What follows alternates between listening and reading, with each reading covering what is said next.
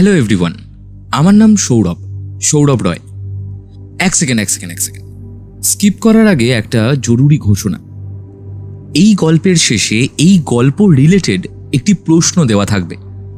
সেই প্রশ্নের দ্রুত সঠিক উত্তরদাতাকে, মানে দুজন সঠিক উত্তরদাতাকে আমরা টিম কিংবদন্তির তরফ থেকে পুরস্কৃত করব। তাই জন্য বেশি দেরি না করে গল্পটি শুনতে শুরু করুন এবং প্রশ্নটি শুনতে পাবেন গল্পের একদম শেষে। শুরু হচ্ছে আজকের নিবেদন, সুদেষ্ণা মণ্ডলের কলমে গোয়েন্দার প্রত্যাবর্তন। আজ রবিবার সকাল হলেও প্রলয়কে কেমন যেন চুপচাপ মনে হলো।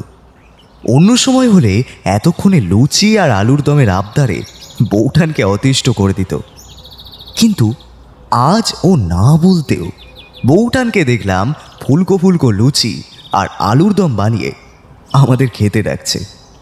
অথচ প্রলয় সেই একইভাবে আরাম কেদারায় বসে আকাশ পাতাল ভেবেই চলেছে। আমিও বার কতক ডাকলাম, কিন্তু ওর মধ্যে কোনো হেলদোল লক্ষ্য করলাম না। ব্যাপারটা এবার আমাকেও বেশ ভাবাচ্ছে। বউঠানকে চোখের ইশারায় জিজ্ঞাসা করলাম সে কিছু জানে নাকি, কিন্তু নেতিবাচক উত্তর পেয়ে আমি মনে মনে স্থির করলাম এইবার আমাকেই মাঠে নামতে হবে। একটু কেশে জিজ্ঞাসা করলাম, এই প্রলয়, তোমার কি হয়েছে বলো তো? সকাল থেকে এরকম মন মরা হয়ে বসে আছো কেন? প্রলয় উত্তরে একটা দীর্ঘশ্বাস ফেলে বলল, কিছু না রাজীব, চলো খেয়ে নেওয়া যাক, না হলে রেবতী আবার রাগ করবে। বলে টেবিলে গিয়ে বসলো। একটা লুচি নিয়ে নেড়ে চেড়ে খেতে আরম্ভ করেছে। বউঠান জিজ্ঞাসা করলো, এই তোমার ব্যাপার কি বলো তো? আমাকে ঘুরতে না নিয়ে যাওয়ার নতুন কোনো ফোন দিই নাকি? দেখো বাবু, আমি কিন্তু না গো, তোমাকে নিয়ে যাব যখন কথা দিয়েছি সেই কথার খেলাপ আমি করব না। তাহলে তোমার কি হয়েছে সেটা তো অন্তত আমাদের খুলে বলো। মানুষের জীবন কত অনিশ্চিত জানো, আজ আছে কাল নাও থাকতে পারে।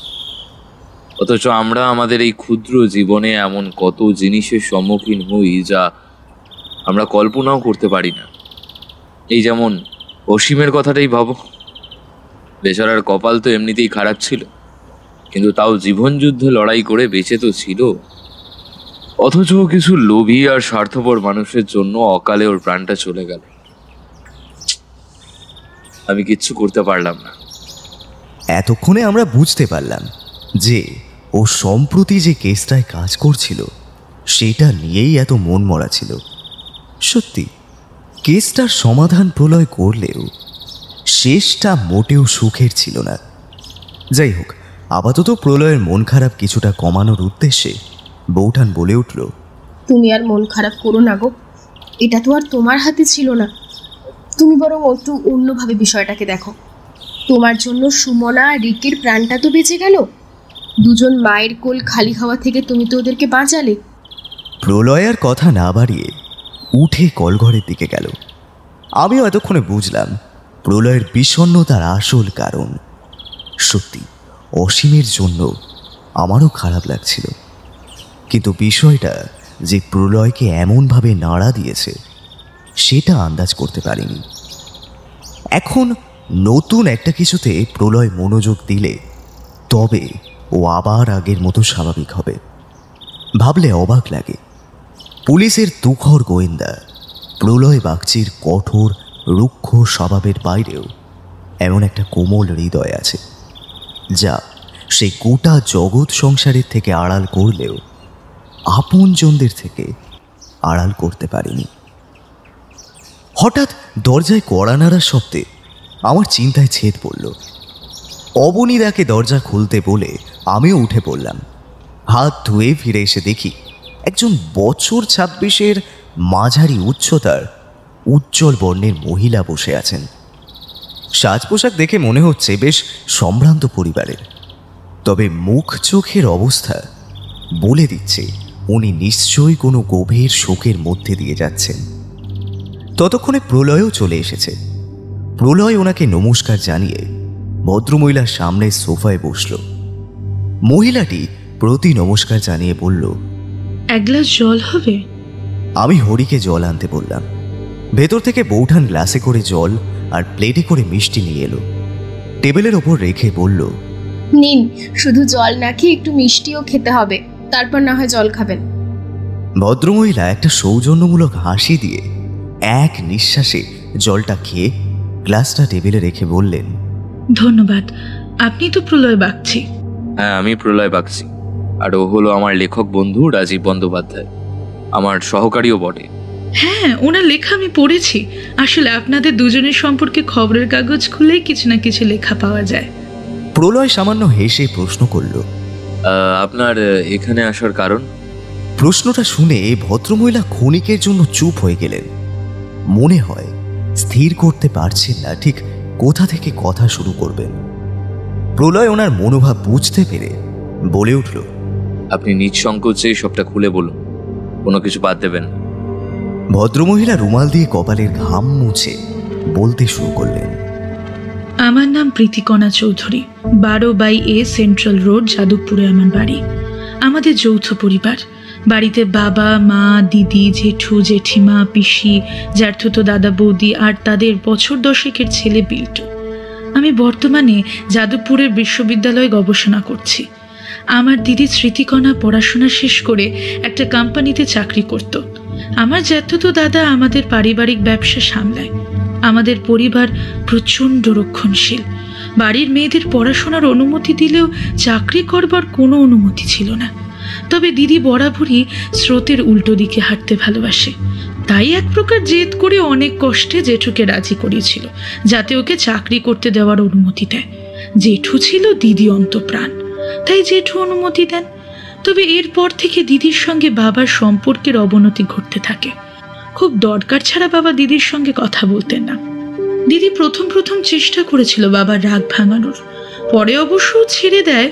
ও সবসময় একটা কথা বলতো, আজ কথা বলছে না তো, যেদিন আমি অনেক দূরে চলে যাব সেদিন চাইলেও আর কথা বলতে পারবে না। বাবা এসবে একটুও বদলাননি, নিজের সিদ্ধান্তে অটল ছিলেন। এরকম ভাবেই সব চলছিল।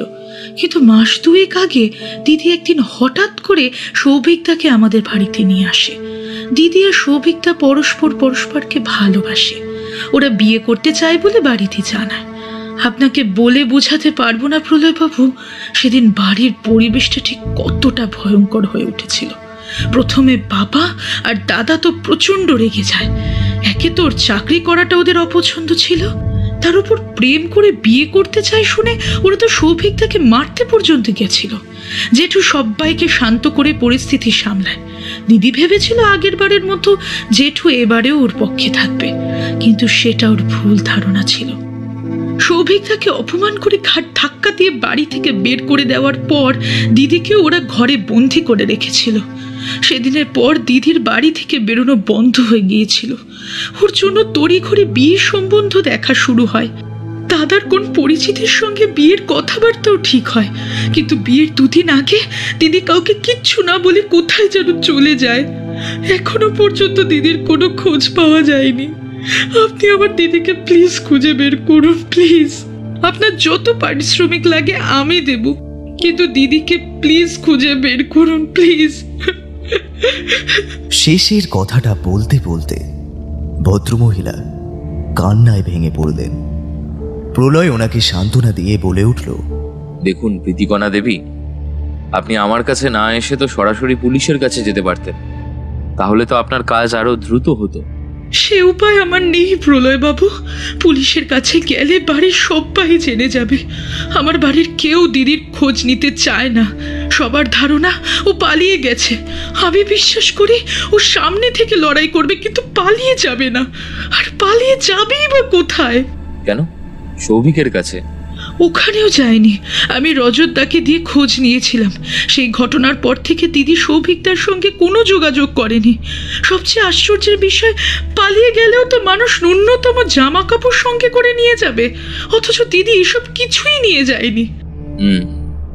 ব্যাপারটা সত্যিই গোলমেলে। আপনার বাড়ির লোকেদের কি মতামত এই ব্যাপারে?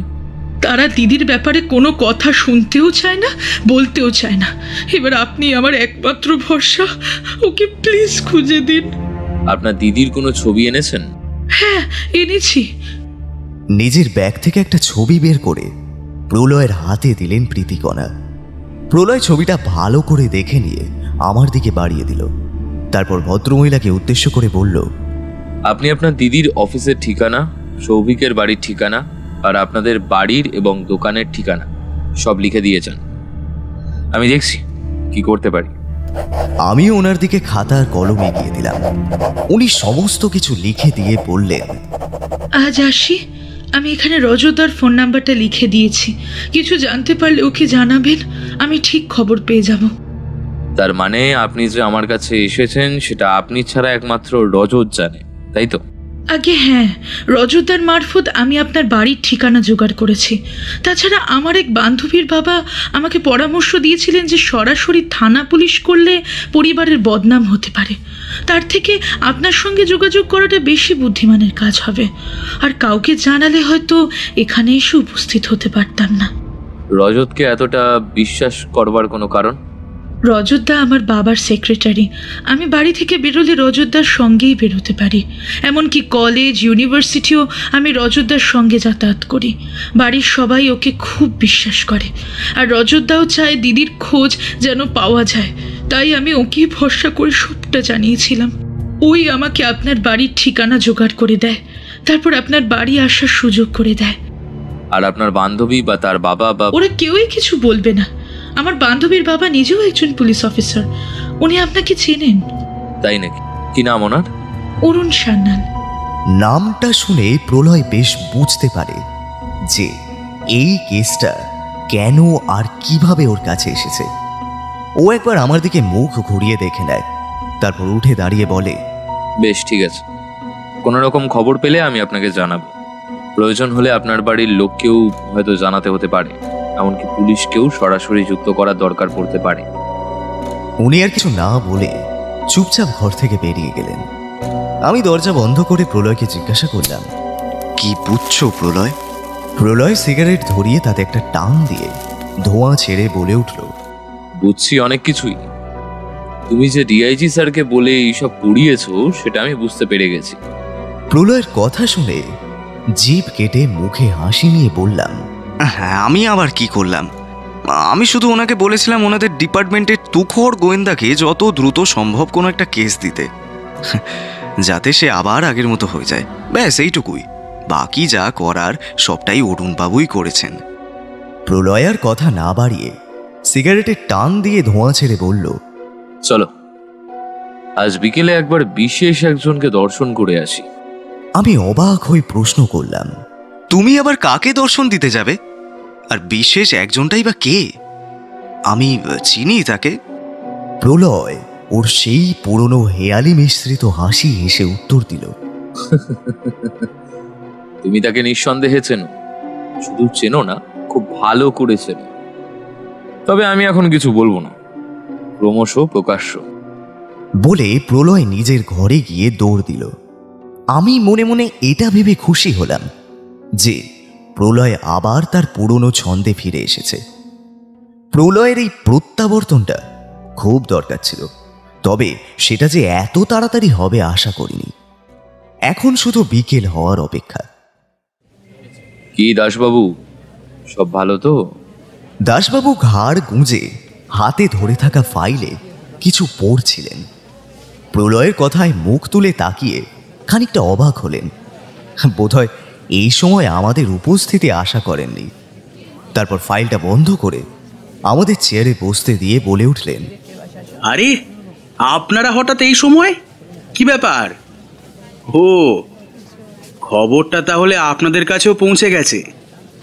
কিন্তু কি করে গেল বলুন তো? আমি তো আপনাদের জানাইনি। আর এত তাড়াতাড়ি কেসটা গোয়েন্দা ডিপার্টমেন্টের কাছেও তো যায়নি। এই মশাই, আপনারা কি আমার পেছনে ফেউ লাগিয়েছেন? দাসবাবুর এতগুলো প্রশ্নের কোনোটাই আমার কিংবা প্রলয়ের বোধগম্য হলো না। প্রলয় পাল্টা প্রশ্ন করল, আরে আপনি তো এক এক করে প্রশ্ন করেই যাচ্ছেন, উত্তর দেওয়ার জন্য তো একটু সময় দিন। এই যা, তাই তো। আসলে এইমাত্র একটা কেস এলো তো, যেটা নিয়ে মাথাটা পুরো একেবারে ঘেঁটে গেছে। তা বলুন, আপনারা কি জন্য এসেছেন? সে তো বলছি, কিন্তু আপনি কি একটা কেসের কথা বলছিলেন, সেটা বলুন। হ্যাঁ, আসলে কালকেই খবর এসেছিল ওই বিজয়গড় কলোনির কাছে একটা ডেড বডি পাওয়া গেছে।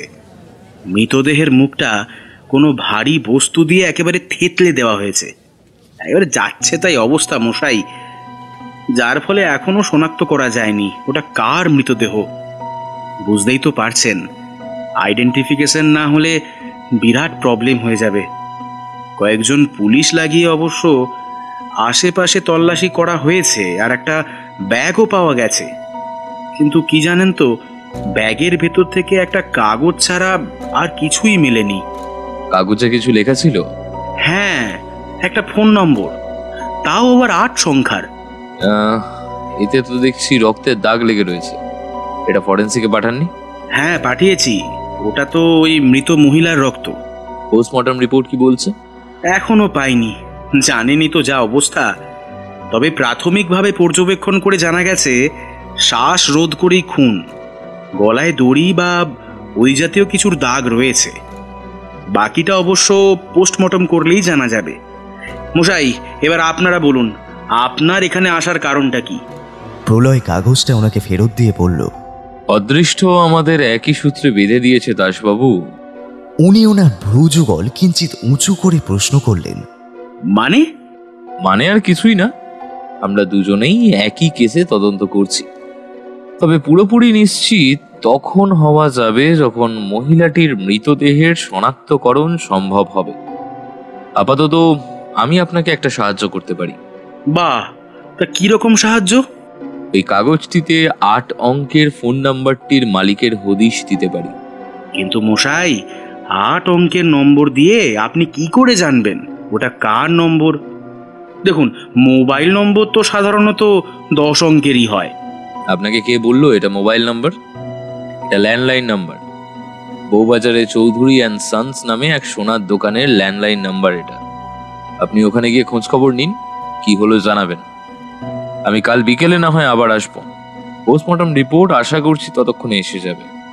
কথাটা বলে প্রলয় আর আমি উঠে পড়লাম। থানা থেকে বেরিয়ে প্রলয় একটা ট্যাক্সি ডাকল। আমরা দুজনে উঠে বসতেই প্রলয় গাড়ির চালককে বলল, রাজা সুবোধ মল্লিক রোড চলো। বিকেলে যে দাসবাবুর কাছে আসবে সেটা বলতেই পারতে। অত হেয়ালি করার কি কোনো দরকার ছিল? আরে রাজীব, তুমি এত চড়ছো কেন বলো তো? তখন তো আমিও নিশ্চিত ছিলাম না আগে কোথায় যাব, তাই আর খোলসা করে বলিনি। নিশ্চিত ছিলে না মানে পরে জানাবো। আমরা এসে গেছি, এখন নামো। কথা বলতে বলতে কখন যে আমাদের গন্তব্যে এসে গেছি বুঝতে পারিনি। একটা পুরনো দোতলা বাড়ির সামনে এসে ট্যাক্সিটা দাঁড়িয়েছে। প্রলয় আমাকে ট্যাক্সির ভাড়া দিতে বলে নিজে এগিয়ে গেল। আমি ভাড়া মিটিয়ে প্রলয়ের পেছন পেছন এলাম। ওকে দেখলাম একটা চায়ের ঘুমটিতে বসে দিব্যি আয়েশ করে চায়ে চুমুক দিচ্ছে।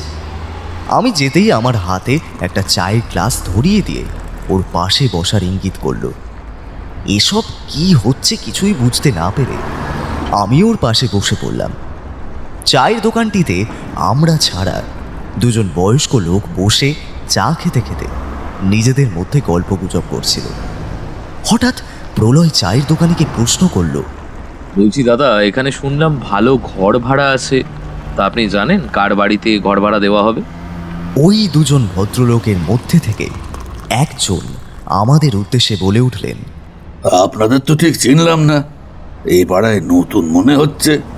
প্রলয় একগাল হাসি হেসে উত্তর দিল, আগে হ্যাঁ, আমার মেসো মশাই। আমি আর আমার বন্ধু এখানে ঘর ভাড়ার জন্য এসেছি। আপনি কি এরকম কিছু সন্ধান দিতে পারবেন? হ্যাঁ, আমার নিজের বাড়িতে একটা ঘর ফাঁকা আছে বটে। আমার আগের ভাড়াটে 2 মাস হলো অন্যত্র চলে গেছে, তবে থেকে ঘরটা ফাঁকাই পড়ে আছে। তোমরা যদি চাও তো ওখানে থাকতে পারো।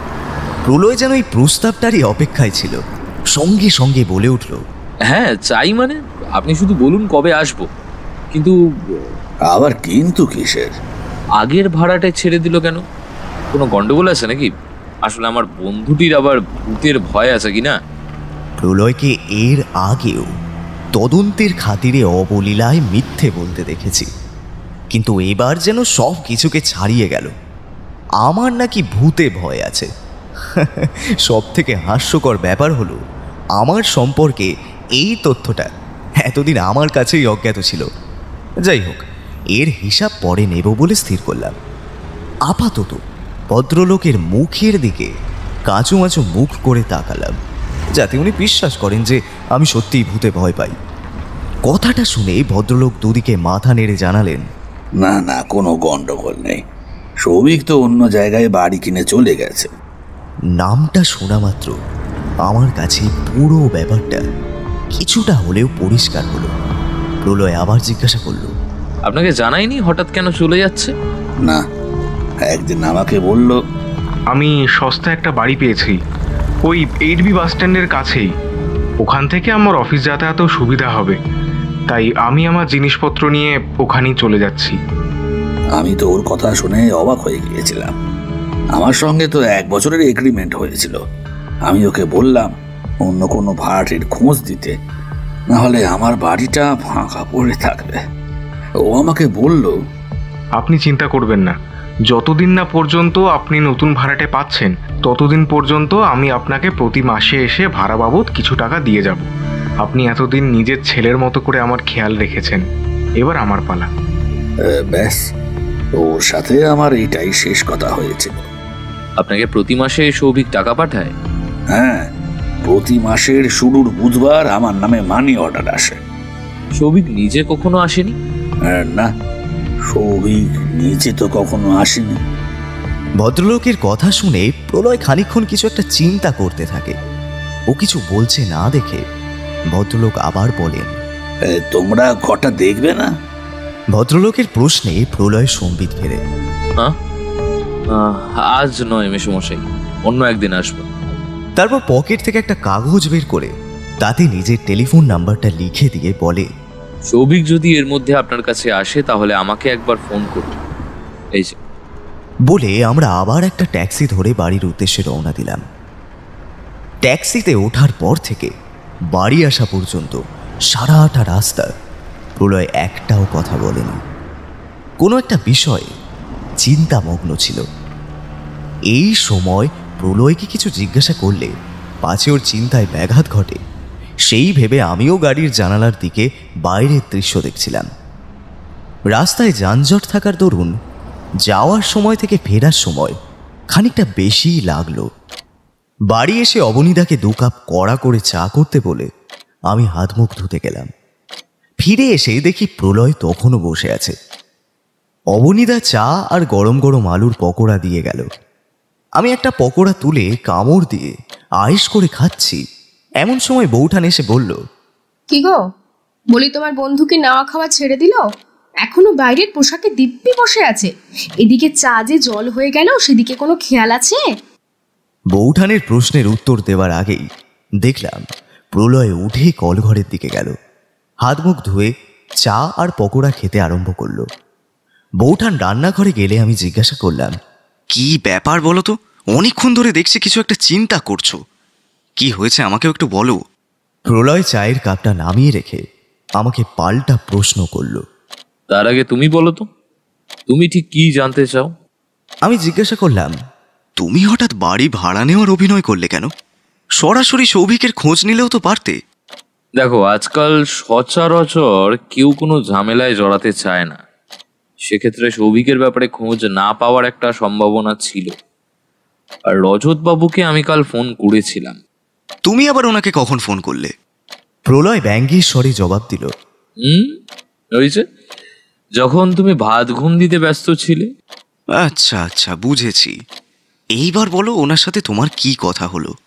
আমি ওনাকে সৌভিকের ব্যাপারে জানার জন্য ফোন করেছিলাম, কিন্তু উনি বললেন সৌভিকের ব্যাপারে কিছু জানেন না।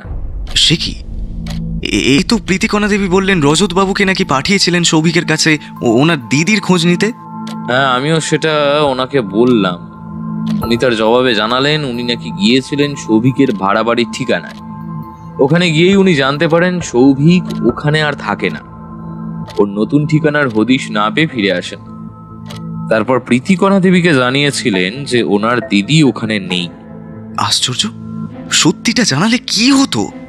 ওনার সাথে আর কথা হয়নি। ওই মুহূর্তে অন্য কারোর উপস্থিতি টের পাওয়ায় উনি ফোনটা কেটে দেন। সেটা তুমি কি করে বুঝলে? উনি কিছু একটা বলতে যাচ্ছিলেন, তার মাঝেই আমি একটা শব্দ পাই, আর উনিও ফোনটা কেটে দেন। তাহলে এবার তুমি কি করবে, কিছু ঠিক করলে?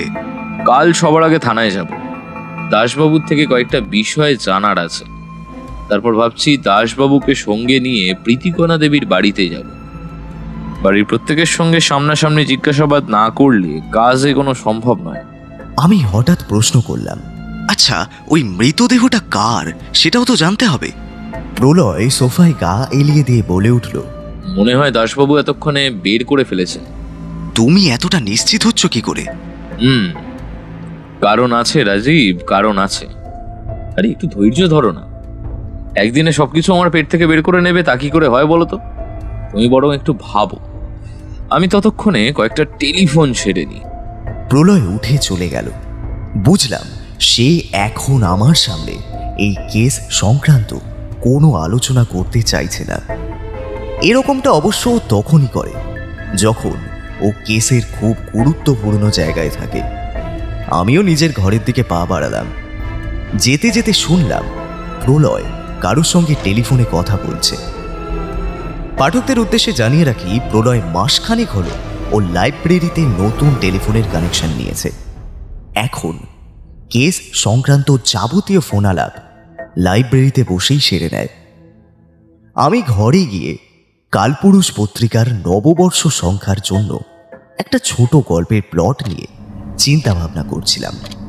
হঠাৎ দেখি বৌঠান এসে হাজির। আমাকে চায়ের কাপটা দিয়ে খাটের ওপর বসে বলল, আচ্ছা ঠাকুরপো, তুমি আর তোমার বন্ধুর ব্যাপারটা কি বলো তো?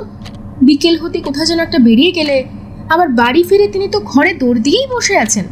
তুমি তো জানো বৌঠান, প্রলয় কোনো কেস পেলে সেটাতেই নিজের সমস্ত ধ্যান জ্ঞান সঁপে দেয়। সে তো আমি জানি, কিন্তু আমার সাথেও তো একটু কথা বলতে পারে, মানে আমারও তো কিছু বলার থাকতে পারে নাকি? হ্যাঁ, তুমি চাইলে আমাকে বলতে পারো। কোনো গুরুতর বিষয় কি? বৌঠান একটা দীর্ঘশ্বাস ফেলে বলল, না, গুরুতর কিছু নয়। ওই পরশুদিন পাশের বাড়ির ঘোষাল কাকিমাদের বাড়িতে রাধা গোবিন্দের পুজো আছে। উনি আমাদের সবাইকেই যাওয়ার নিমন্ত্রণ করে গেছেন। ওহ, তা এই ব্যাপার। বেশ, তো আমরা সবাই যাব। তোমার বন্ধুর কি যাওয়ার সময় হবে? সে তো অপরাধী ধরতেই ব্যস্ত। আমি কিছু বলার আগেই হঠাৎ প্রলয়ের কণ্ঠস্বর ভেসে এলো। ঘাড় ঘুরিয়ে দেখি ও দরজায় দাঁড়িয়ে আছে। ওর হাসি মুখ দেখে বুঝলাম এতক্ষণে দাঁড়িয়ে দাঁড়িয়ে আমাদের সব কথাই ও শুনেছে। বৌঠানকে আশ্বাস দিয়ে বলল, তুমি চিন্তা করো না রেবতী, আমিও যাব। নিমন্ত্রণ তো রাতের বেলা। তোমাকে তো আমার বিশ্বাস নেই, হয়তো রাতের বেলায় অপরাধীর পিছনে ছুটলে। বলে বৌঠান ঘর থেকে বেরিয়ে গেল। আমি প্রলয়কে জিজ্ঞাসা করলাম, কেসের কি খবর, কদ্দূর এগোলে? দাসবাবু ফোন করেছিল। উনি চৌধুরীদের বউবাজারের দোকানে গিয়েছিলেন। প্রাথমিক অনুমান ওটা স্মৃতিকণা দেবীর মৃতদেহ, তবে পুরোপুরি নিশ্চিত হওয়ার জন্য ডিএনএ টেস্ট হবে। কিন্তু সেই রিপোর্ট আসতে তো অনেকটা সময় পেরিয়ে যাবে। ততদিন কি করবে? আমি আমার মতো কাজ চালিয়ে যাব রাজীব। যদি সত্যি ওটা ওনার মৃতদেহ হয়, তাহলে ওনাকে খুন করলো কে আর কেন? প্রীতিকণা দেবীর মুখে যেটুকু শুনলাম তাতে তো ওনার বাড়ির লোকের ওপরেই আমার সন্দেহ হচ্ছে। তবে শুধু সন্দেহ করলেই তো হবে না, প্রমাণ চাই। তার জন্য কালকে আমরা দাসবাবুর সঙ্গে প্রীতিকণা দেবীর বাড়ি যাব। এখন চলো রাতের খাওয়া সেরে নি, কাল অনেক কাজ করতে হবে। প্রলয় ঘর থেকে বেরিয়ে গেল। আমিও আমার লেখার খাতা আর কলম গুছিয়ে রেখে খেতে এলাম। কেন জানি না প্রীতিকণা দেবীর মুখটা চোখের সামনে ভেসে উঠছিল। খালি মনে হচ্ছিল ওই মৃতদেহটা আর জারি হোক, ওনার দিদির যেন না হয়। এইসব ভাবনার মধ্যে খাওয়া শেষ করে শুতে গেলাম।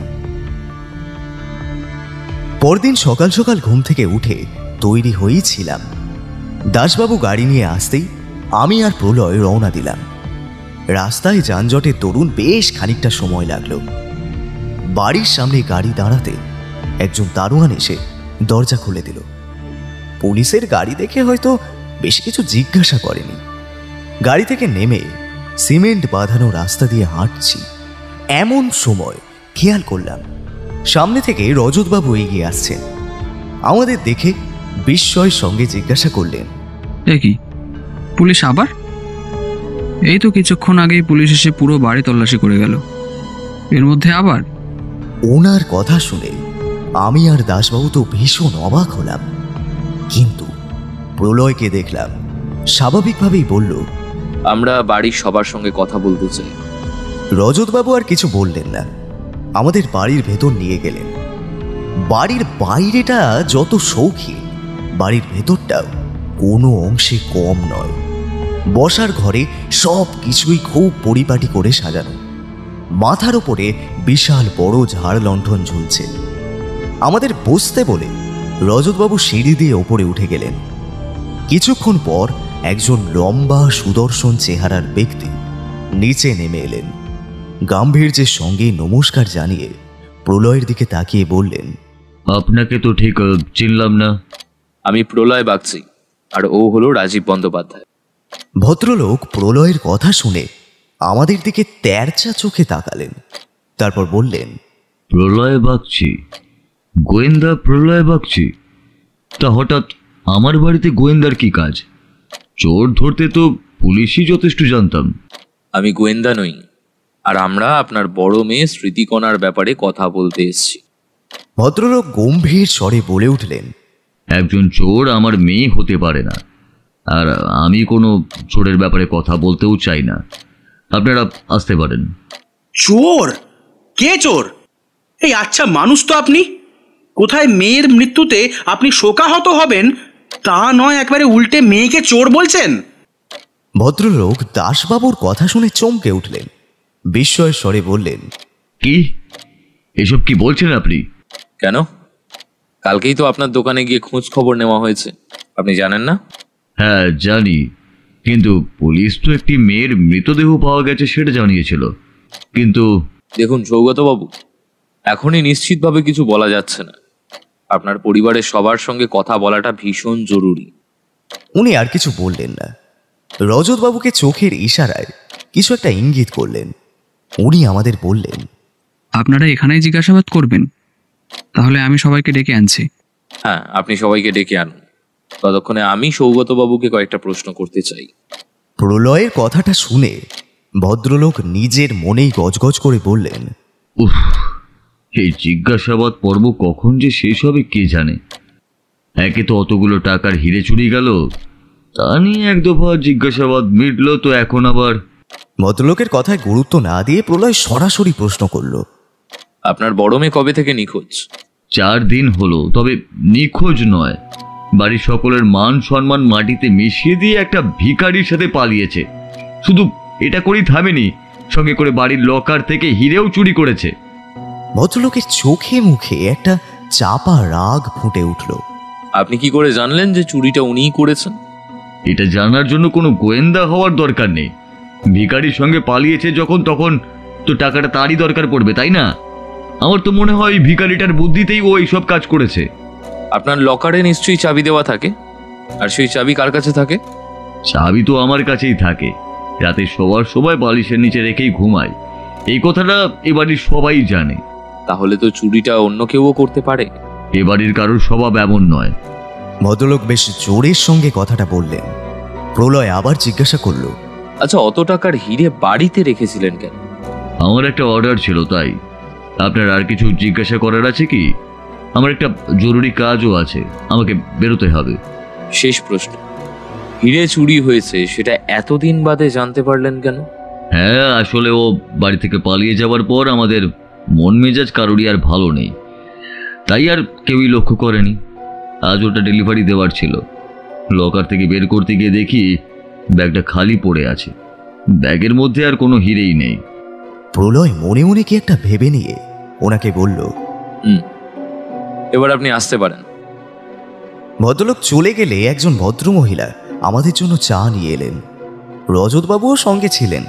উনি পরিচয় করিয়ে দিলেন, উনি হচ্ছেন মাসিমা সুলগ্না চৌধুরী।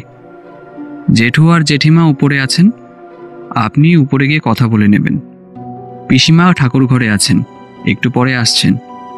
মাধবদা দোকানে গেছে, আর বৌদি বিল্টুকে স্কুলে দিতে গেছে। বাকিটা আমি বলে দেবো রজত, তুমি এখন যাও। প্রলয় চায়ের কাপ হাতে নিয়ে বলল, ঠিক আছে, আমি ততক্ষণে সুলগ্না দেবীর সঙ্গে কথা বলে নিচ্ছি।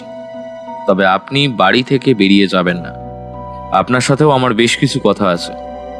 রজতবাবু মাথা নেড়ে ওখান থেকে চলে গেলেন।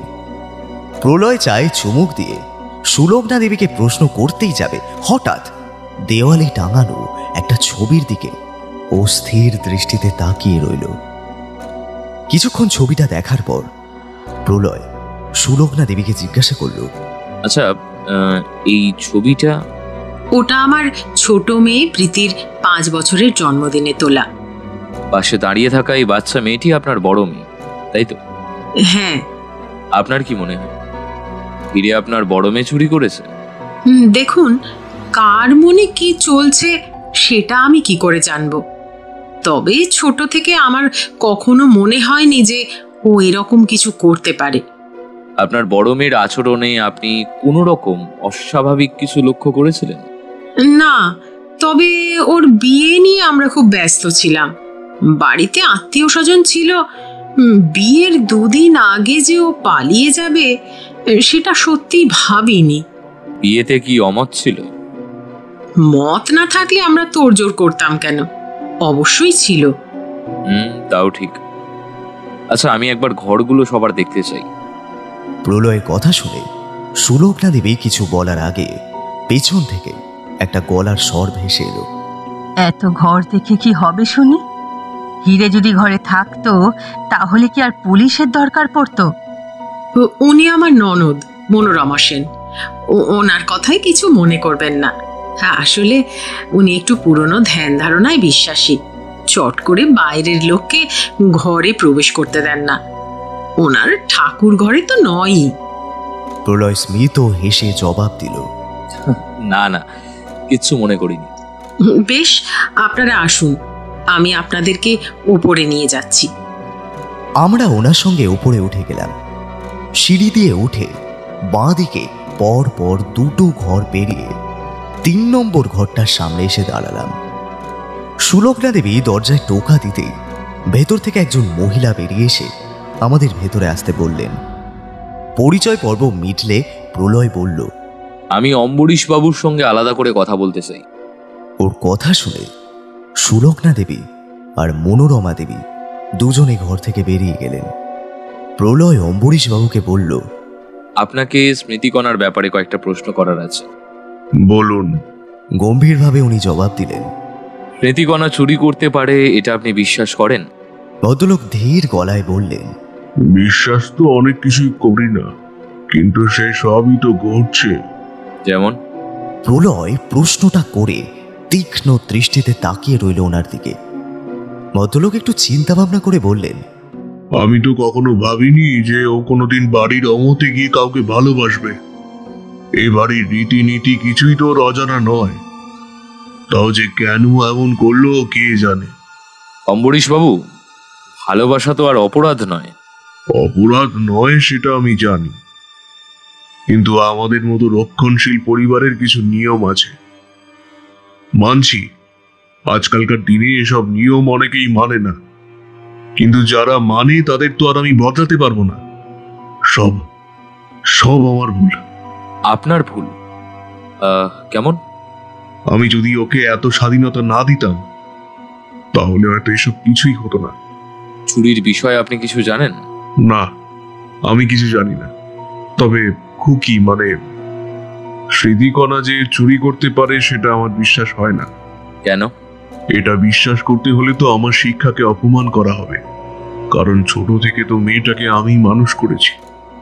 কথাটা বলে ভদ্রলোক চুপ করে গেলেন। প্রলয় আবার কিছু একটা জিজ্ঞাসা করতে যাচ্ছিল, তার আগেই অম্বরীশ বাবু বলে ওঠেন, দেখুন, দয়া করে আর কিছু জিজ্ঞেস করবে না।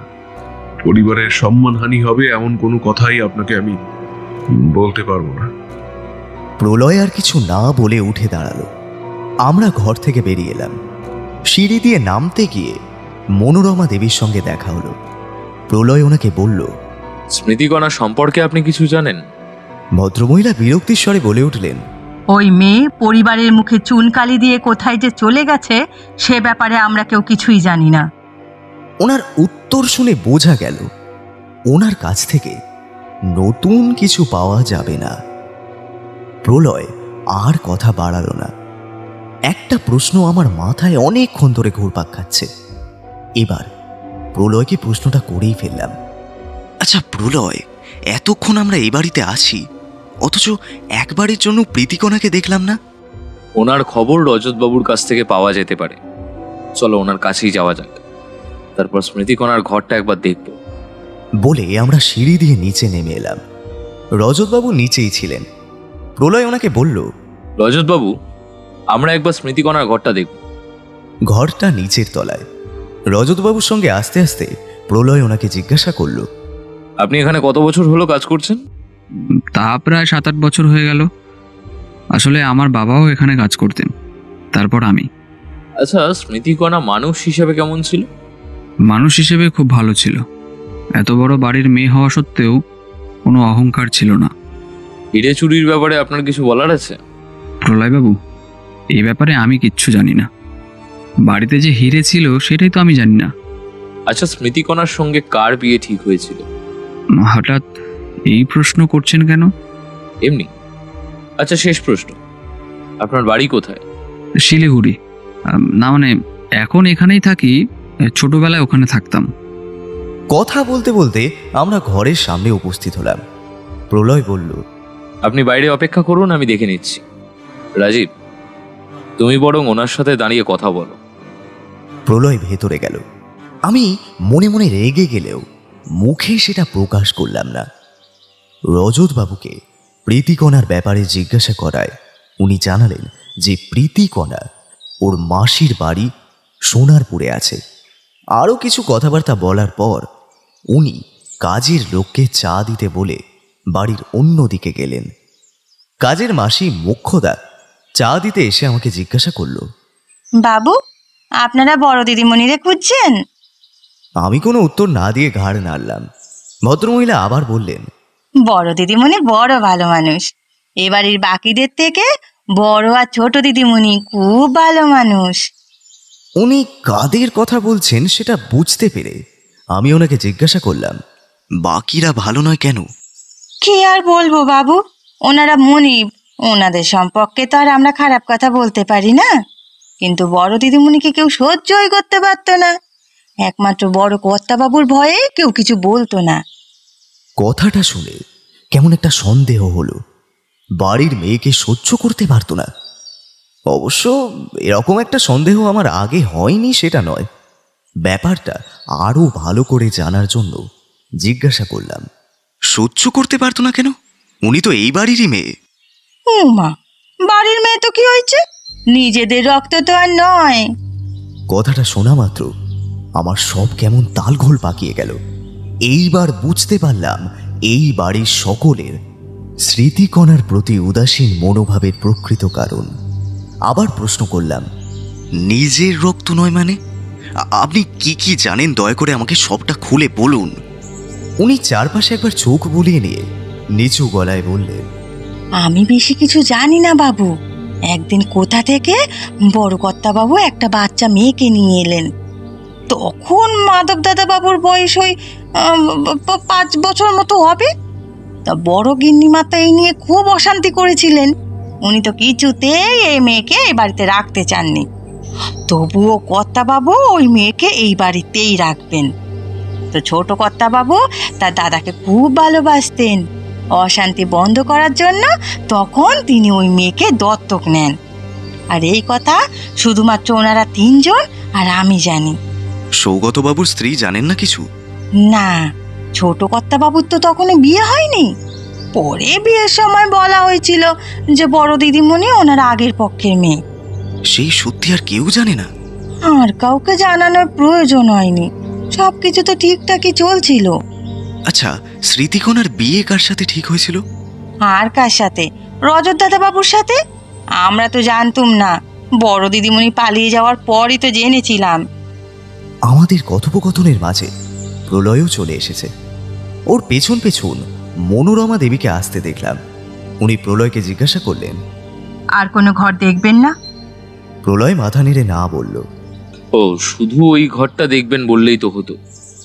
ও ঘর দেখায় আমার কোনো আপত্তি নেই। কথাটা বলার সময় ওনার মুখের অভিব্যক্তিটা ভালো করে লক্ষ্য করলাম, আর মনে মনে মোক্ষদা মাসির বলা কথাগুলো ভাবলাম। সবাইকে বিদায় জানিয়ে আমরা বেরিয়ে পড়লাম। দাসবাবু আমাদের এখানে নামিয়ে দিয়ে থানায় ফিরে গিয়েছিলেন, তাই আমরা রাস্তায় এসে একটা ট্যাক্সি নিয়ে বাড়ির দিকে রওনা দিলাম। ট্যাক্সিতে ওঠার পর প্রলয় প্রথম কথা বলল। ইয়ে রাজীব, রাগ করেছো নাকি? রাগ করতে যাব কেন? তখন তোমাকে বাইরে অপেক্ষা করতে বললাম বলে তুমি যে রাগ করেছো তা তোমার মুখ দেখেই বোঝা যাচ্ছে। মোটেই না, বরং আমিও অনেক খবর জোগাড় করেছি। প্রলয় উৎফুল্ল হয়ে বলল। তাই নাকি? তা কি খবর জোগাড় করলে শুনি?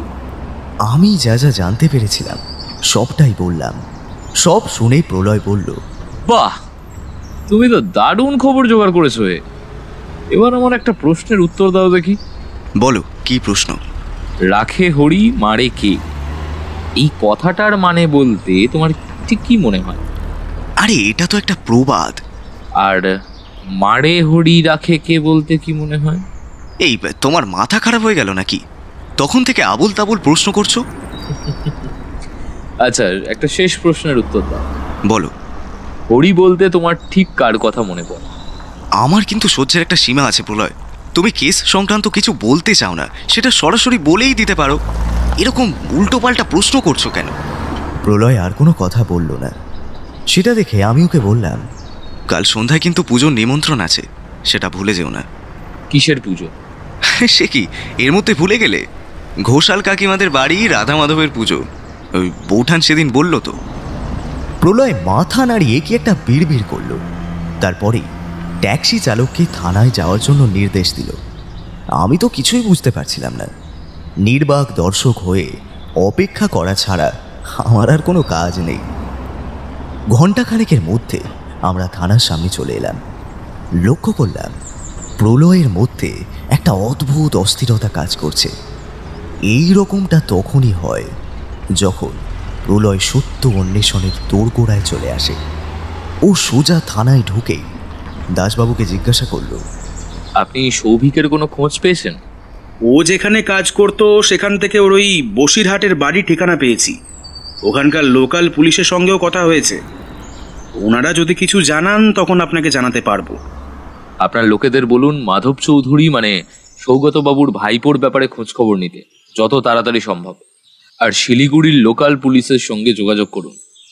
আমার অনুমান যদি খুব ভুল না হয় তাহলে স্মৃতিকণা আর সৌভিক এখন শিলিগুড়িতেই আছে। দাসবাবু প্রলয়ের কথা মতো কাজ শুরু করে দিল। থানা থেকে বেরোনোর আগে দাসবাবুর উদ্দেশ্যে বলল, কাল সকাল 10টার সময় চৌধুরী ভিলায় সবাইকে উপস্থিত থাকতে বলবেন। আশা করি ততক্ষণে স্মৃতিকণা আর সৌভিককে এখানে হাজির করতে পারবেন।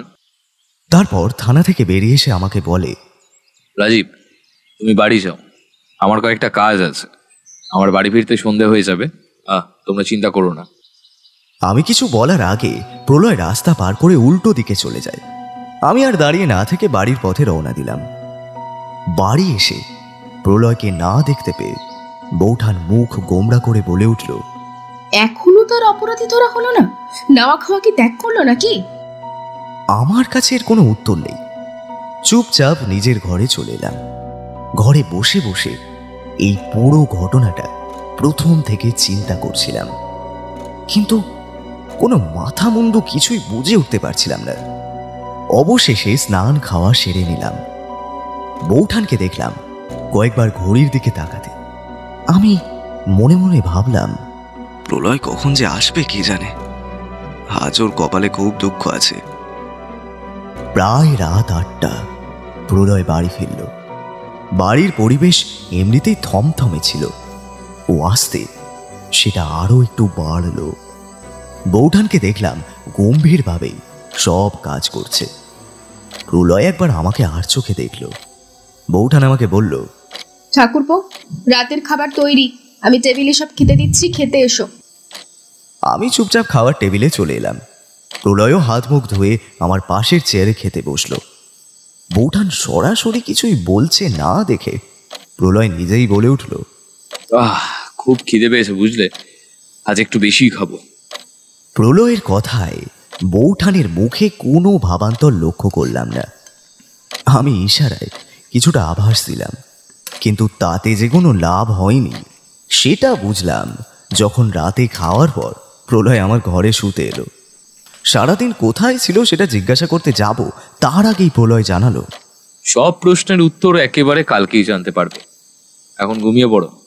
ওর কথা শুনে বুঝলাম কালকেই তাহলে এই কেসের জবনিকা পতন হবে। আমিও আর দেরি না করে লাইট নিভিয়ে ঘুমিয়ে পড়লাম। সকাল সকাল প্রাতরাশ সেরে প্রলয় কয়েকটা ফোন করলো। কাকে করলো তার জিজ্ঞাসা করলাম না, কারণ আমি জানি এখন ওর কাছ থেকে কোনো উত্তর পাবো না। হাত ঘড়িতে সময়টা দেখে নিয়ে বলল, চলো এবার যাওয়া যাক। দাসবাবু এতক্ষণে সবাইকে নিয়ে পৌঁছে গেছেন বোধহয়। ওর কথা মতো আমরা দুজনে বেরিয়ে পড়লাম। দাসবাবু আমাদের জন্য গাড়ি পাঠিয়ে দিয়েছিলেন, তাতে করেই আমরা রওনা দিলাম। আমরা যখন পৌঁছালাম তখন বেলা অনেকটাই গড়িয়ে গেছে। বৈঠকখানায় প্রবেশ করে দেখলাম সেখানে অনেকেই উপস্থিত আছেন। দাসবাবু একটা চেয়ার দখল করে বসে আছেন।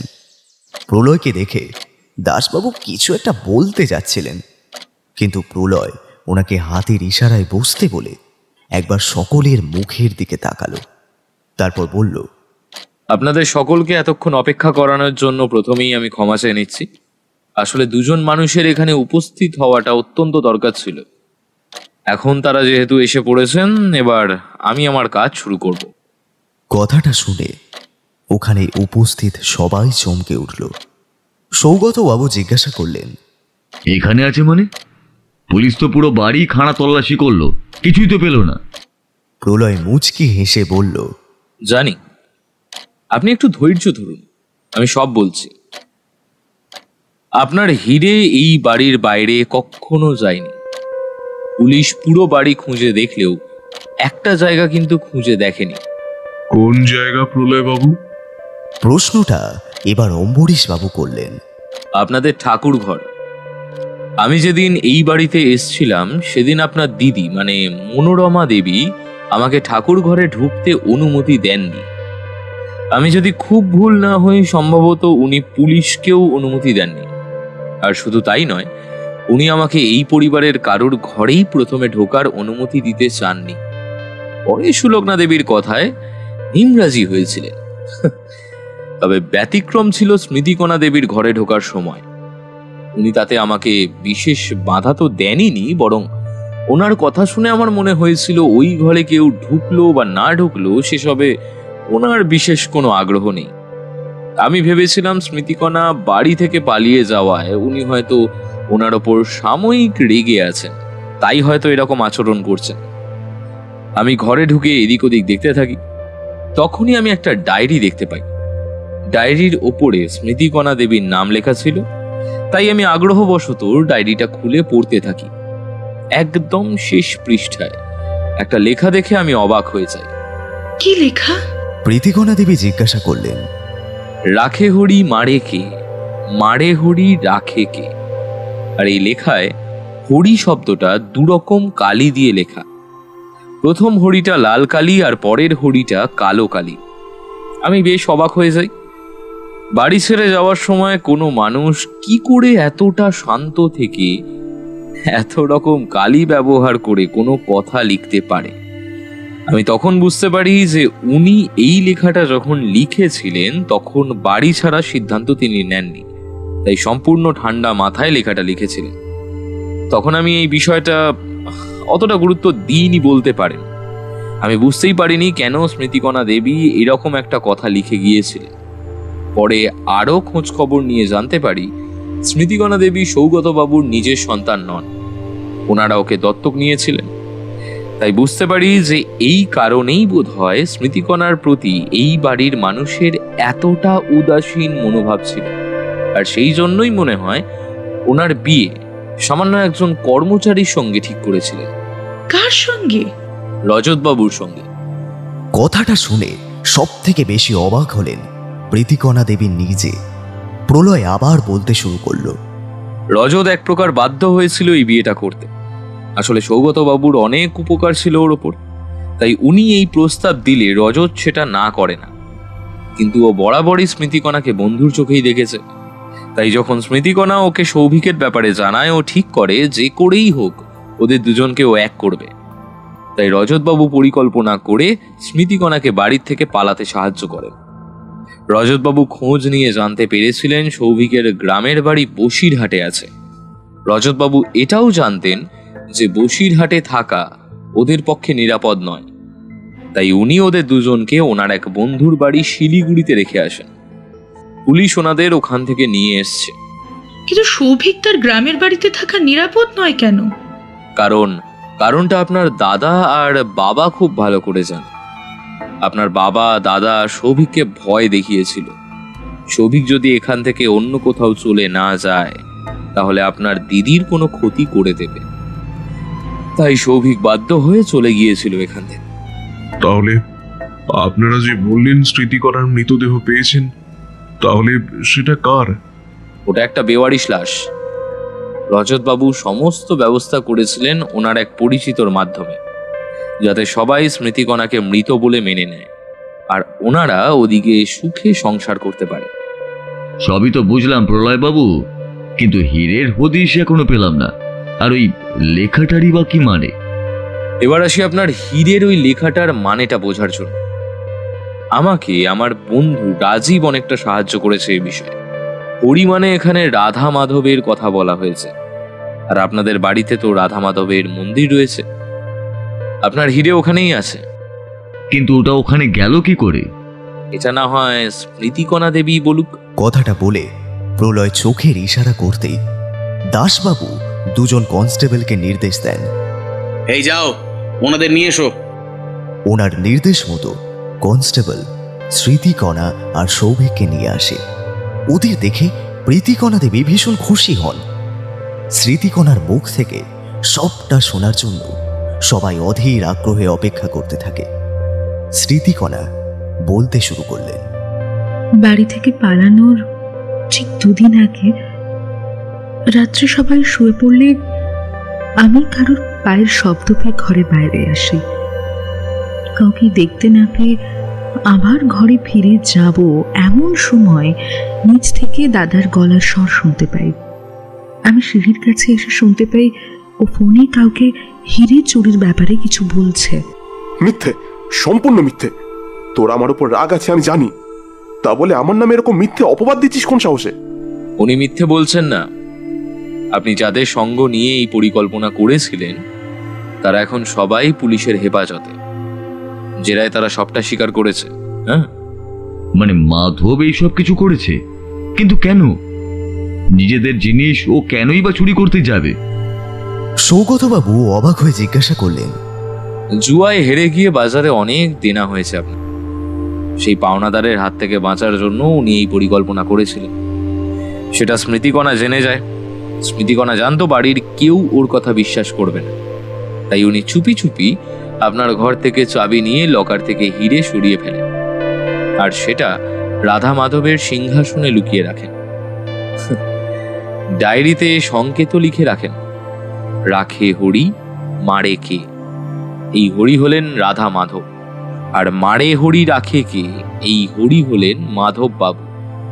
উনি জানতেন প্রীতিকণা একবার হলেও ওনার ঘরে আসবেন আর ডায়েরিতে লেখাটা দেখতে পাবেন।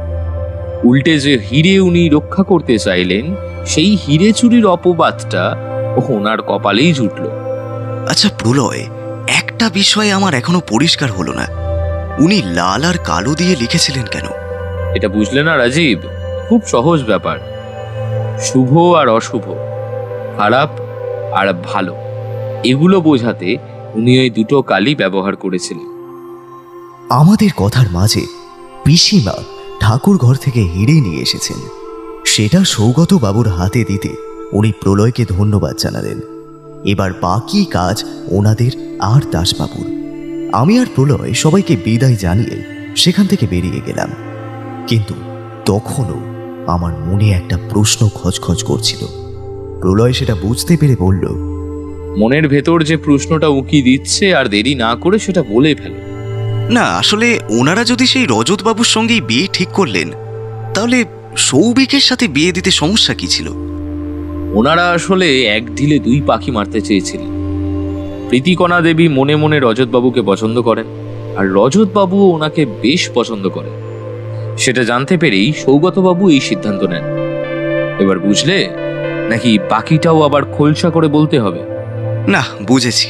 তুমি কাল সারাদিন এসব খবর জোগাড় করছিলে, তাই না?